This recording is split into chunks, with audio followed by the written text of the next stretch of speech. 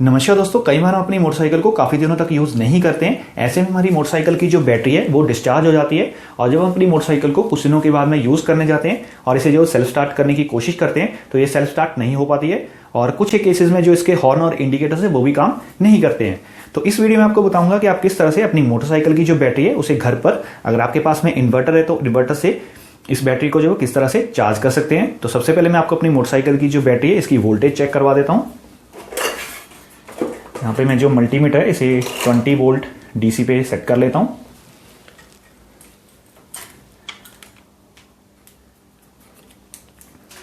और इसकी जो लीड्स हैं यहाँ पे पॉजिटिव पे और जो नेगेटिव है उसे नेगेटिव पे लगाते हैं। और आप देख सकते हैं कि यहाँ पे जो वोल्टेज है वो शो हो रही है 12.12 और अगर आपकी मोटरसाइकिल की जो बैटरी है वो 11 वोल्ट के आसपास में दिखाती है तो उसे पार्शियली डिस्चार्ज माना जाएगा। और अगर जो यहाँ पर वोल्टेज है वो 10 वोल्ट से नीचे दिखाती है तो उस केस में आपकी जो बैटरी है वो डीपली डिस्चार्ज कही जाएगी। अब मैं आपको यहाँ पे ये चेक करवाता हूँ कि मोटरसाइकिल में क्या क्या चीज़ वो काम कर रही है। तो यहाँ पर मैं इसकी जो की है पहले से ऑन कर लेता हूँ। आप देख सकते हैं कि इसकी जो न्यूट्रल लाइट है वो अच्छे से यहाँ पे ग्लो कर रही है। अब मैं आपको जो सेल्फ है वो भी चेक कराता हूँ। वैसे तो इसकी जो सेल्फ मोटर है वो खराब है लेकिन जो रिले है वो प्रॉपर्ली वर्क करता है। तो अब आपको मैं दबा के दिखा देता हूँ। ये देखिए अभी आपको साउंड आई होगी और आप देख सकते हैं जैसे ही मैं इसे प्रेस कर रहा हूँ तो जो न्यूट्रल लाइट है वो गायब हो जा रही है। इसका मतलब ये है कि ये जो बैटरी है वो लो हो चुकी है। नहीं तो यहाँ पे ये जैसे जितनी बार मैं इसे दबाता तो यहाँ पे कम से कम जो है वो रिले की जो यहाँ पे आपको साउंड सुनाई देनी चाहिए थी। अब मैं इसके जो इंडिकेटर्स है उन्हें भी आपको ऑन करके दिखा देता हूँ। ये देखिए मैंने इंडिकेटर्स को ऑन कर दिया है। अब आप देख सकते हैं कि ये यहाँ पे ग्लो तो हो रहे हैं लेकिन ये देख सकते हैं आपकी इसकी जो ब्राइटनेस है बहुत कम है। और मैंने यहाँ पर मॉडिफिकेशन भी कर रखी है, दोनों इंडिकेटर्स एक साथ जलते हैं तो वो भी आपको मैं यहाँ पे ऑन करके दिखाते हैं कि इंडिकेटर्स जलते हैं नहीं। ये देखिए यहाँ पे ये तो नहीं जलेगा लेकिन जो इंडिकेटर्स है वो जलने वाले हैं। ये देखिए ये जल तो रहा है लेकिन अब तो इसकी जो ब्राइटनेस है बहुत ही ज़्यादा कम हो गई है। और जो दूसरे वाला इंडिकेटर ये देखिए इसकी भी ब्राइटनेस बहुत ज़्यादा कम हो गई है। इससे पता चलता है कि जो मेरी मोटरसाइकिल की ये बैटरी है ये यहाँ पर लो हो गई है। इसके जो ये यहाँ पे डिस्चार्ज है। अभी मैं इसको जो वो इन्वर्टर से आपको किस तरह से चार्ज करना है वो दिखाता हूँ। मोटरसाइकिल बैटरी को इन्वर्टर से चार्ज करने के लिए आपको जो वो 2 वायर्स के पीस लेने हैं। अब इनकी जो लेंथ है वो आप अपने अकॉर्डिंग ले सकते हैं और इनकी जो थिकनेस है वो कम से कम 1 से 1.5 mm की होनी चाहिए। और यहाँ पे जो इन्वर्टर है आप चाहें तो इसे ऑफ कर सकते हैं। वैसे अगर आप इसे ऑफ नहीं भी करते तब भी आपको कोई करंट नहीं लगने वाला है। अब मैं इसकी जो आपको बैक साइड पे आ जाना है जहाँ पे इसके वायरिंग कनेक्शन जो है वो बैटरी के साथ में कनेक्टेड है। तो मैं इसे पलट लेता हूँ। इन्वर्टर बैटरी पे आपको 2 टर्मिनल्स देखने को मिलेंगे। जो रेड वाला है वो पॉजिटिव का है और जो ब्लैक वाला है वो नेगेटिव का है। और साथ ही में यहाँ पे मार्किंग भी बनी रहती है कि कौन सा पॉजिटिव है और कौन सा नेगेटिव है। आप देख सकते हैं कि जो इन्वर्टर से आने वाली यहाँ पे वायर्स हैं वो भी इन्हीं टर्मिनल्स पे कनेक्ट हैं। अब आपको जो हमने 2 वायर के पीस लिए हैं इन्हें आपको एक को पॉजिटिव पे और एक को जो वो नेगेटिव पे कनेक्ट कर देना है। और इन्हें कनेक्ट करने के लिए सबसे पहले कैप्स को आपको निकाल देना है अगर आपके केस में यहाँ पे कैप्स लगी हैं तो। और इसके बाद में आपको यहाँ पे देखने को मिलेगा यहाँ पे एक नट बोल्ट लगा हुआ है। आपको इस नट को जो वो ओपन कर लेना है। ये जो यहाँ पे नट लगा हुआ है ये 13 mm का नट है और आप इसे जो एक स्पैनर की मदद से ओपन कर लें। आपको पूरा ओपन नहीं करना है, आपको जस्ट इससे पहले लूज कर लेना है। और लूज करने के बाद में एक मैं आपको करके दिखा देता हूं कनेक्शन।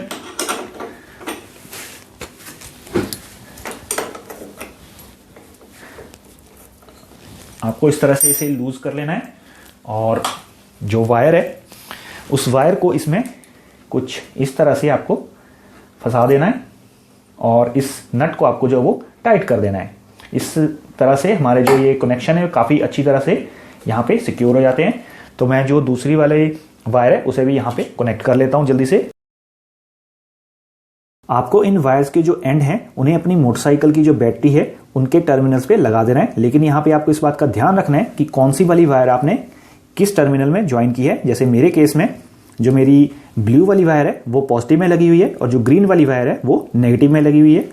तो इसी तरह से अब मैं जो ये ब्लू वाली वायर है अपनी मोटरसाइकिल की जो पॉजिटिव वाली यहाँ पे टर्मिनल है उसमें लगाऊंगा और जो ग्रीन वाली वायर है उसे नेगेटिव वाले टर्मिनल में लगाऊंगा। तो मेरे केस में जो पॉजिटिव यहाँ पे ये लिखा हुआ है, यहाँ पे प्लस का साइन बना हुआ है। मैं आपको थोड़ा करीब से भी दिखाने की कोशिश करता हूँ। यहाँ पर ये देखिए यहाँ पे ये प्लस का साइन है और एक साइड पे माइनस का साइन है। तो आपको इस बात का ध्यान रखना है कि कौन सा पॉजिटिव है और कौन सा नेगेटिव है। तो मेरे केस में ये वाला रहा पॉजिटिव, तो पॉजिटिव में मुझे ये लगा देना है। और सबसे पहले आपको हमेशा ही बैटरी में कनेक्शन जब भी करते हैं तो पॉजिटिव में ही करते हैं, और उसके बाद में जो नेगेटिव वाला है उसमें मुझे नेगेटिव वायर जो लगा देनी है। अगर आप ये जो कनेक्शंस हैं ये गलत करते हैं तो उस केस में आपकी जो बैटरी है वो एकदम से अंदर ही अंदर में शॉर्ट हो जाएगी और वो ख़राब हो जाएगी। तो इस बात का आपको बहुत ही ध्यान रखना है। अब मैं आपको पहले यहाँ पे ये चेक करवा देता हूँ कि आप ये किस तरह से पता करेंगे कि आपकी जो ये बैटरी है ये चार्ज हो रही है या नहीं। तो उसके लिए आपको अपना मल्टीमीटर लेना है, और मल्टीमीटर के साथ में आपको यहाँ पे जो वोल्टेज है वो चेक कर लेनी है कि हमारी जो बैटरी है चार्ज हो रही है या नहीं। ये देखिए, और आप देख पा रहे होंगे यहाँ पे 13.72 जो वोल्ट है वो यहाँ पे दिखा रहा है।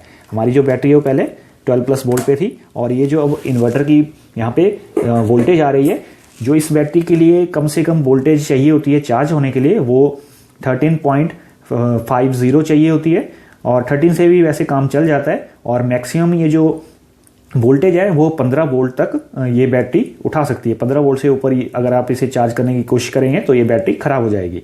अब बात आती है कि अब आपको इस बैटरी को कितने टाइम तक चार्ज करना है, जो कि सबसे इंपॉर्टेंट बात है। और इस बैटरी को आपको कितने टाइम तक चार्ज करना है वो डिपेंड करता है कि आपकी जो ये बैटरी है ये कितने एम्पियर की है। मेरे केस में ये 9 एम्पियर की बैटरी है, आपके केस में हो सकता है कि 5 एम्पियर की हो, 6 एम्पियर की हो। और अगर आपकी जो बैटरी है वो थोड़े एम्पियर की है तो वो जल्दी चार्ज हो जाएगी, और अगर ये ज़्यादा एम्पियर की है तो ये टाइम लेगी।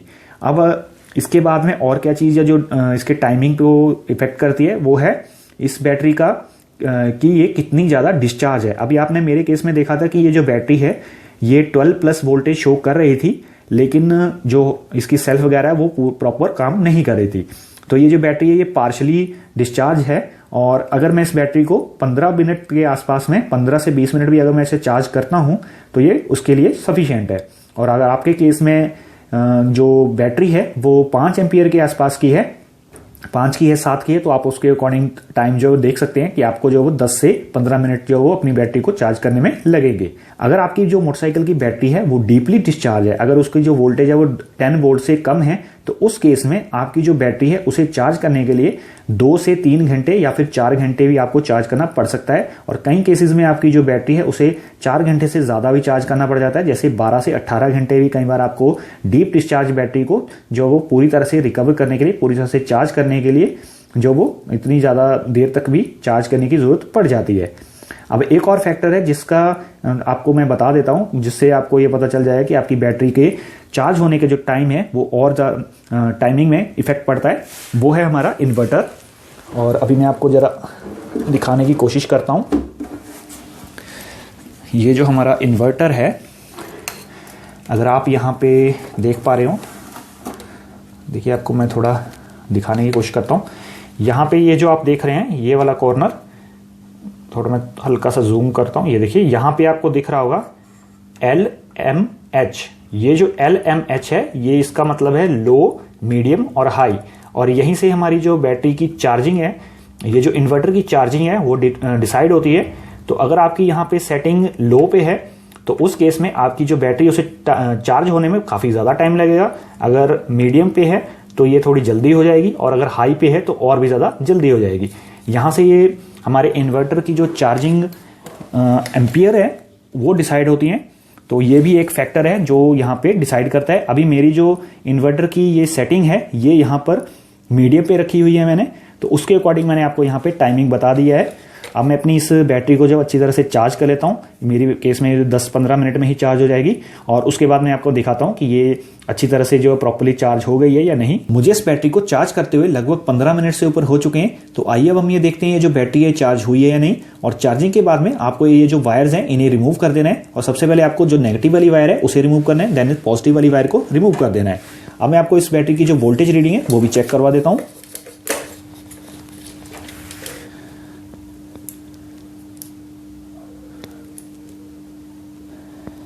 जो यहाँ पे इसकी वोल्टेज आ रही है वो आ रही है 12.71, और शुरुआत में जब मैंने आपको इसकी वोल्टेज रीडिंग चेक करवाई थी तो वो उस टाइम पे आई थी 12.12। अब ये थोड़ी सी कम हो गई है, ये जाकर के 12.40 से लेकर के 12.60 पे स्टेबल हो जाएगी। और इस बैटरी को अब मैं आपको मोटरसाइकिल में भी लगा के चेक करवा देता हूँ कि ये जस्ट यहाँ पे वोल्टेज ही शो कर रही है या ये प्रॉपरली चार्ज हुई है, इसमें जो चार्ज है वो स्टोर हुआ है या नहीं। और ये यहाँ पर आप चार्जिंग करने के बाद में एंड में इन वायर्स को जो हमने इन्वर्टर की बैटरी पे ज्वाइन कर रखी हैं, इन्हें रिमूव करना बिल्कुल मत भूलिएगा। मैंने इस बैटरी को मोटरसाइकिल में लगा दिया है। अब मैं आपको सेल्फ बटन को प्रेस करके यहाँ पे चेक करवा देता हूँ। शुरुआत में आपने देखा था कि जब मैं इस सेल्फ बटन को बार बार प्रेस कर रहा हूँ तो सिर्फ एक बार सेल्फ रिले से आवाज आई थी। और मेरी इस मोटरसाइकिल की जो सेल्फ मोटर है वो घूमती तो नहीं है, लेकिन उसमें से आपको जो थोड़ी बहुत चीं की आवाज सुनाई दे जाएगी। तो मैं आपको इसे चेक करवा देता हूँ। अब देखिए काफी अच्छी तरह से हमारी यहाँ पे न्यूट्रल लाइट तो जल रही है। अब मैं सेल्फ का बटन प्रेस करके आपको सुना देता हूँ। आपको सेल्फ रिले के बाद में थोड़ी बहुत जो सेल्फ मोटर से चींची की आवाज सुनाई दे रही होगी, थोड़ी हमिंग टाइप की आवाज इसमें आती है। और अब मैं इस बटन को बार बार प्रेस करके आपको सुना देता हूं। तो देख सकते हैं कि जितनी बार मैंने इसे प्रेस किया है, बैकग्राउंड से आपको जो है वो सेल्फ रिले की आवाज भी साथ साथ में सुनाई दे रही होगी। अब मैं इसके जो इंडिकेटर्स है वो भी आपको यहाँ पे जला के दिखा देता हूँ। और हम चारों इंडिकेटर्स ऑन कर लेते हैं। और ये देखिए, ये चारों इंडिकेटर्स काफ़ी अच्छी तरह से अब ये ग्लो कर रहे हैं। और शुरुआत में इनकी जो इंडिकेटर्स की यहाँ पे ब्राइटनेस थी वो बहुत कम थी, लेकिन अब ये प्रॉपरली ब्राइट यहाँ पे जल रहे हैं। तो कुछ इस तरह से आप भी अपनी मोटरसाइकिल की जो बैटरी है उसे घर पर इन्वर्टर से चार्ज कर सकते हैं। अगर आपको ये वीडियो अच्छी लगी तो इस वीडियो को लाइक करना बिल्कुल मत भूलिएगा। और ऐसे ही आगे आने वाली वीडियोस देखने के लिए मेरे चैनल को सब्सक्राइब भी कर लीजिएगा। वीडियो देखने के लिए धन्यवाद।